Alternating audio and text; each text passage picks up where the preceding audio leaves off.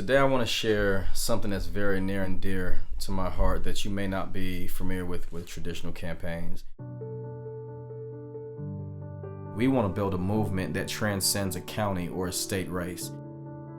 I want my campaign to serve in two areas. Number one, as a defining moment in the history of where we are and what we can potentially become. But number two, I want us to talk to each other again. It'd be fun again if we can just, go and shop and eat and sit by someone we may not know and strike up a conversation to get to know someone that may be different outwardly, but have a bunch of similarities inwardly.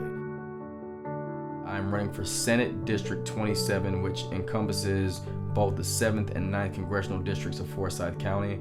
It's great to vote for a president, but going down a ballot is even greater for those of us that live in the areas that are going to be affected by the policies that are made from a state level. If our county and our state truly wants to change, we have to elect folks that are willing to find common ground. We may have differences, but we should be able to have those differences in a meaningful way that allows everyone to live their lives and make decisions and choices for themselves that would benefit us as a whole in our communities and make our children and their futures better.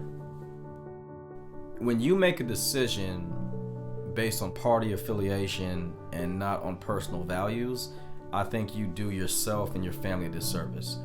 If you are a Democrat, or if you're a Republican, or if you're an independent, or if you're a non-voter, we've got to begin to remember that there are issues that we may severely disagree on.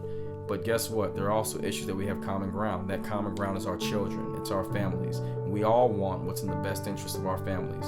And my goal today is to make sure that going forth, we understand the role that we all have to play in finding common ground for the greater good of our nation and for our communities.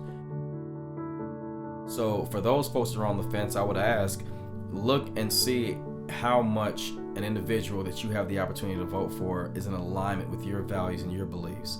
And then once you do that, consider your neighbors. We can't put up barriers that divide us. We've got to get back to a point in society where we're just as concerned about our neighbors and their families and their children as we are about our own. I want you to be able to go onto my website and to see my issues and say, you know what, this guy's issues line up with my values. All of us are shareholders in this thing called life.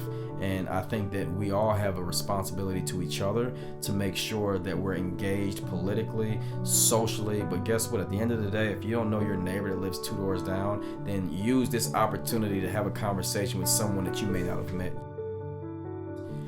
Why not find common ground?